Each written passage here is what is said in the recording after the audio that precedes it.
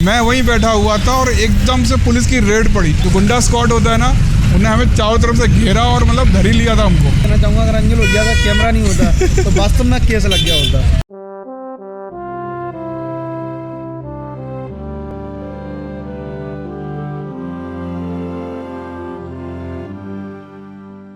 दो अप्रैल 2018 को प्लानिंग तो यही थी कि इस पार्क में आएंगे बाबा साहब के और बाबा साहब की इस मूर्ति के सामने बैठकर अनशन करेंगे, बट ऐसा हुआ नहीं।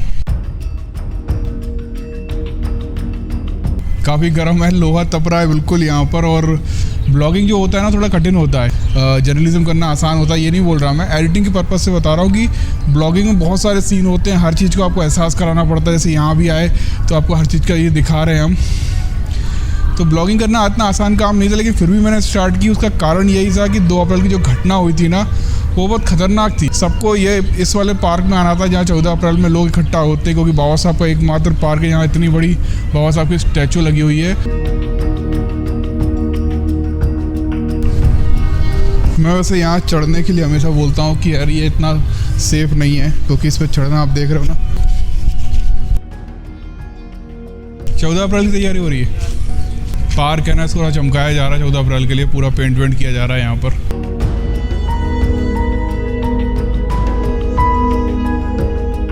वन 17 मई 1981 को ये मूर्ति यहाँ पर लगी थी। और दूसरा ये बोल रहे थे कि मतलब यहाँ पर है ना, इस पार्क में सब लोग पहुँच नहीं पाए थे, लेकिन मैं पहुँच गया था और कुछ लोग और पहुँचे थे। और यहाँ पर बिल्कुल भी हिंसा नहीं थी, मतलब ऐसा लग रहा था कि पता नहीं क्यों रोका जा रहा है हमें पार्क के अंदर में घुसने से।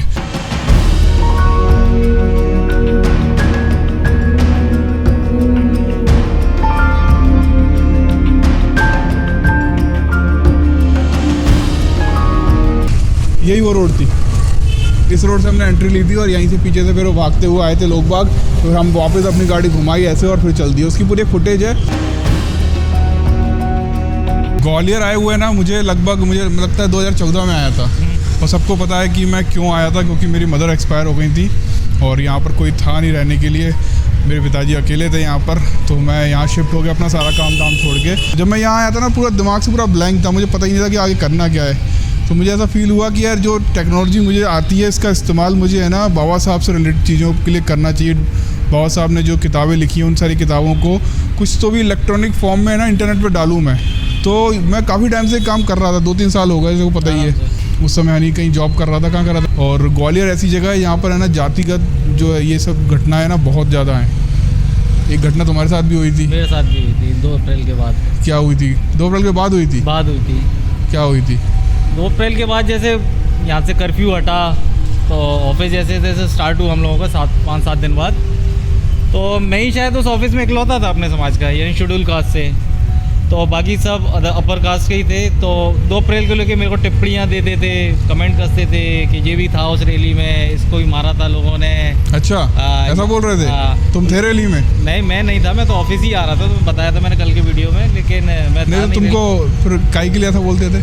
टिप्पणियाँ देते थे, यानी कमेंट करते थे ना कि ये अभी भी अपने अब उसके लिए लड़ रहे हैं, भीख मांगते रहते हैं, ऐसा बोल रहे थे? हाँ, इस तरीके से मेरे को कई कमेंट सुनने को मिले थे। तो ये बात क्या हमारे ओनर को पता पड़ी धीमे धीमे। 4-5 दिन मैंने सहन करा। तो तुम्हारा ओनर भी शेड्यूल कास्ट था क्या? नहीं, हमारे ओनर शेड्यूल कास्ट नहीं है, वो अपर कास्ट ही है। लेकिन वो है कि वो इंडिया के पार्टीशन के बाद यहाँ आए हुए थे। अच्छा। तो उन्होंने वो सारी चीज़ें देखी हुई थी। ओके। तो और ऐसा है ना, ये कुछ छोटी सोच के लोगों को ही ये चीज़ों का पड़ता है। वो बहुत पढ़े लिखे इंसान है, बहुत मैच्योर इंसान है, तो उनको इन चीज़ों से कोई फ़र्क नहीं पड़ता। तो उन्होंने एक्शन लिया कोई? बिल्कुल, उन्होंने एक्शन लिया था। दूसरे दिन जब हुआ था तो उन्होंने एक रात पहले ही बोल दिया था कि कल सबकी मीटिंग है और सबको 9 बजे 9:30 बजे तक आना है। तो उन्होंने पूरी ब्रीफिंग ली थी और ब्रीफिंग में स्ट्रिक्टली सबको बोल दिया था कि मेरे कानों में इस तरीके से सुनाई पड़ रहा है कि आप शशांक को लेकर है ना पुलिंग कर रहे हैं, जातिगत आप उन पर कमेंट करे जा रहे हैं। बोले अगर दोबारा सुनाई पड़ गई तो मैं डायरेक्टली लूँगा, तुम लोगों के ऊपर एक्शन लूँगा, खुद जाऊँगा उसके साथ कंप्लेंट करने के लिए। बोले मुझे मेरे ऑफिस के अंदर इस तरीके से ना कास्टिज्म चाहिए नहीं है। अगर जिसको अगर इस तरीके से रहना चाहता है तो अभी जा सकता है ऑफिस छोड़ के। मैं इसको कुछ नहीं बोलूँगा। तो मतलब सही में यार एक व्यक्ति जो इतना रिच है और वो तुम्हारे सपोर्ट में आ गया। मेरे सपोर्ट में आ रहे थे। बहुत शानदार, बहुत शानदार। क्या नाम था उनका? नाम मैं लेना नहीं चाहूँगा। चलो ठीक है, शायद उनको बुरा लगे। तो आप समझ रहे हो ना कि इस तरह की घटनाएं यहाँ पर आम है ग्वालियर में। लोग है ना यहाँ पर बहुत ज़्यादा बचते हैं अपनी जाति बताने से। तो जब ऐसा होता है ना, तो मैंने बहुत मेहनत की, उसके बाद है ना मेरे परिवार, रिश्तेदार, दोस्त, यार वो भी थोड़ा सपोर्ट में आ गए थे मेरे। और है ना 2 अप्रैल की घटना के बाद जो हुआ ना ग्वालियर में, उसके बाद सब गायब। सब बोल रहे यार हाँ मुझे कुछ काम आ गया, मुझे ऐसा हो गया, मुझे वैसा हो गया। और जब भी मैं बुलाता था ना तो पहले बिना बुलाए आते थे, अब बुलाने पर भी नहीं आते थे। तो दूसरे दिन है ना पेपरों में जिस तरह की हेडलाइंस थी ना, सच बता रहा हूँ मैं भी थोड़ा सा घबरा गया था कि यार ये हो क्या रहा है। मतलब एक तरीके से ना बहुजनों को आतंकी घोषित कर दिया गया था। और मैं पहले भी बता चुका हूँ कल के वीडियो में कि मैंने खुद ने देखा था कि भीड़ में कुछ असामाजिक तत्व घुसे थे, उन्होंने ये तोड़फोड़ की थी और नाम लग गया था बहुजनों का। जो 30 तारीख की रैली थी, अगर वो शांतिपूर्वक हो सकती थी तो 2 अप्रैल की क्यों नहीं हो सकती थी। और जितने लोगों को भी मैं जानता हूँ ना, वो तो ऐसा काम नहीं कर सकते। उसके बाद जो ग्वालियर फेमस हुआ है, मतलब जितने भी न्यूज़ चैनल होते हैं ना, वो सारे के सारे इन गलियों में आके गए थे। तो यहाँ पर उस दिन जो घटना हुई थी, यहाँ पर एक गाय बनी थी, उसको भी गोली लगी थी। और ये फ़ोटो जो है वो दिल्ली का प्रोग्राम हुआ था, वहाँ से मिली थी। तो अभी तक कोई मुआवजा वगैरह जो सरकार की तरफ से मिलता है वो नहीं मिला ना आप लोगों को? मतलब जीवन चलाने के लिए क्या कर रहे हो आप? कुछ नहीं कर रहे हो, मजदूरी करने जाते लग जाती तो करे आते नहीं लग जाते। कोरोना की वजह से भी काम धंधे वैसे ही बनते, सभी की हालत वैसी ही खराब है। अभी यहाँ किसी चीज़ का डर है आप लोगों को?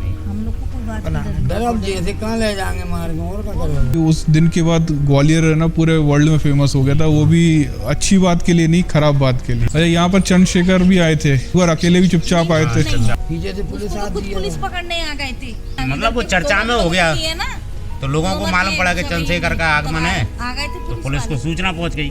निकल गए थे, पकड़ नहीं पाए उसको, निकल गए थे। अच्छा। और बीएसपी ने भी आपको कुछ राशि दी थी। तो नेशनल दस्तक के जो थे उन्होंने भी कुछ राशि पहुंचवाई थी आप लोग, जो विदेश के लोगों ने वहां से भेजी थी उनके पास। तो जितने भी लोगों तक ये बात पहुंची, उन सभी लोगों ने कहीं ना कहीं जितना भी हो सका वो मदद करी।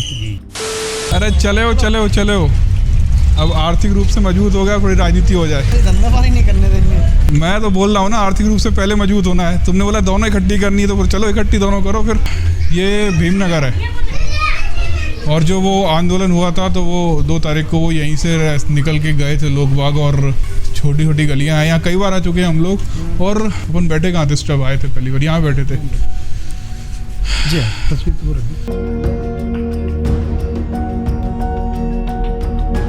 तो यहाँ क्या करते थे आप? सेंटिंग का काम करते थे। सेंटिंग का। तो उस दिन क्या करने गए थे? रैलियों में गए थे? नहीं, रैली में नहीं गए थे, तो काम देखने गए थे। उधर से लौट के आ रहे थे ना, तो ऐसा हो गया। उनको पता नहीं था कि ऐसा कुछ हो रहा है? नहीं, ऐसा कभी हुआ ही नहीं था। पहली बार हुआ है ऐसा। आपकी उसके शायद शादी नहीं हुई थी? नहीं, अभी और उनके बेटे भी थे ना, छोटे छोटे? हाँ, 2 हैं। कहाँ हैं वो? दुकान जाते हैं। बच्चे पढ़ रहे हैं अब दोनों? वो कहाँ से पढ़ेंगे, अब मम्मी इतना कमा नहीं पाती कि वो पढ़ सके। मतलब पहले जाते थे? हाँ, जब पापा खत्म हो गया जब से बंद कर दिया। तब से बंद कर दिया। लोगों को मदद करनी चाहिए थी कि कम से कम पढ़ाई तो जारी रहती। नहीं, लोगों ने वैसे फाइनेंशियली मदद तो काफ़ी करी है। पता चला कि उन्हीं की बेटे की शादी है तो काफ़ी लोगों ने हेल्प की। मतलब इतनी बहुत अच्छी शादी हुई थी, है ना। और मतलब जैसे लोगों को मतलब फाइनेंशियली मदद भी काफ़ी करी है, लेकिन लोग ये नहीं समझा पाए अभी तक जहाँ पे आके कि आप अपने बच्चों की पढ़ाई पे पहले फोकस करिए। तो शिक्षा अच्छी मिलेगी तो और भी बेहतर बन पाएंगे। सो यहाँ पर मतलब ये जो एरिया है ना, साथ ही साथ जितने बड़े बड़े नेता थे, जिग्नेश मेवानी हुए, चंद्रशेखर आज़ाद हैं, और भी कुछ ऐसे नेता जिनके नाम मुझे याद नहीं है, वो भी यहाँ पर आए थे। और 2 अप्रैल को है ना एक बड़ी बात ये हुई थी कि एक है ना न्यूज़पेपर में और मतलब न्यूज़ चैनलों में लाइव चल रहा था कि बहुजनों ने ना लोगों पर अटैक कर दिया है और ऐसा कर दिया है, गोलियाँ चला रहे हैं। वहाँ पे एक नाम भी बहुत उभर के आया था, उसका नाम था देवाशीष जरारिया। और जो भी कारण रहा हो, उस व्यक्ति ने बस ये काम जरूर अच्छा किया था कि न्यूज़ में जाकर चीज़ों को सॉल्व किया था और लोगों को ये बताया था कि ना जो भी आप न्यूज़ में चला रहे हो वो गलत है। मुझे भी बहुत सारे लोग फ़ोन ला के बोल रहे थे कि जितने लोगों के साथ तो मैंने वीडियो बनाए थे ना, वो सब ये बोल रहे थे भैया हमारा वीडियो हटा दो, हमारा वीडियो हटा दो। और मुझसे ये बोल रहे थे कि अपना चैनल ही डिलीट कर दो या सारी वीडियो गायब कर दो, वरना पुलिस वाले आपको ही उठा ले जाएंगे।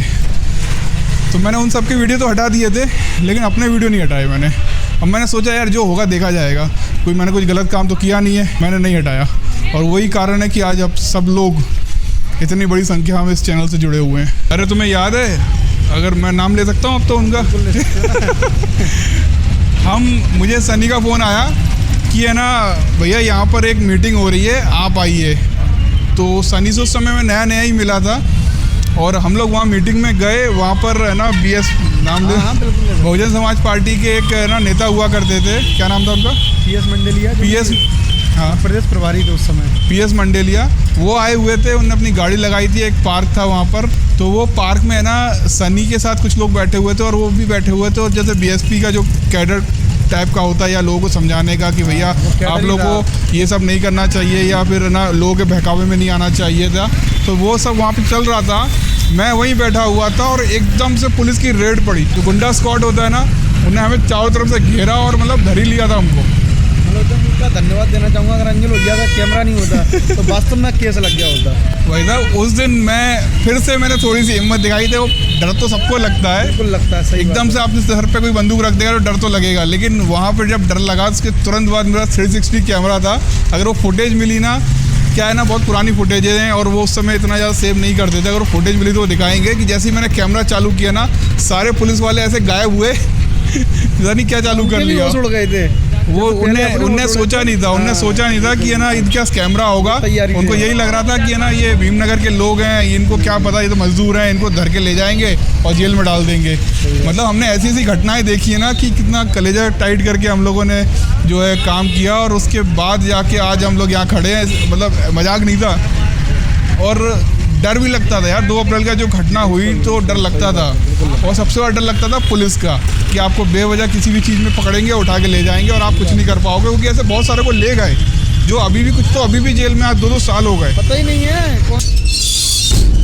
काशीराम जी कहते थे जिनके पास मनी माफिया और मीडिया हो वो कुछ भी कर सकता है। मतलब वो मनी माफिया मीडिया जो है ना हाथ धो के पीछे पड़ गई थी सारे बहुजनों के। तो माहौल कैसा था तुम्हें पता है? उसके बाद क्या हुआ 2 अप्रैल का ऐसा माहौल, डर वाला माहौल था ना। ग्वालियर में एक चीज़ मैंने और नोटिस की है कि यहाँ पर है ना बहुत सारे लोग ऐसे थे जो अपना जाति छुपा के रहते थे। जो मैं न्यूज़ वीडियोस बना रहा था ना, उसके बाद मैंने ये डिसाइड किया कि अब मैं ब्लॉग वीडियो बनाऊंगा और इसके बारे में बताऊंगा आपको कल कि मैंने कैसे सब चीज़ों की शुरुआत की और क्यों किया और इससे क्या फ़ायदा हुआ आज। Keep supporting. सब लोग मिलकर सपोर्ट कर रहे हैं, इसलिए अभी तथागत लाइव यहाँ तक आ गया है। तो सपोर्ट करते रहिए, कीप सपोर्टिंग।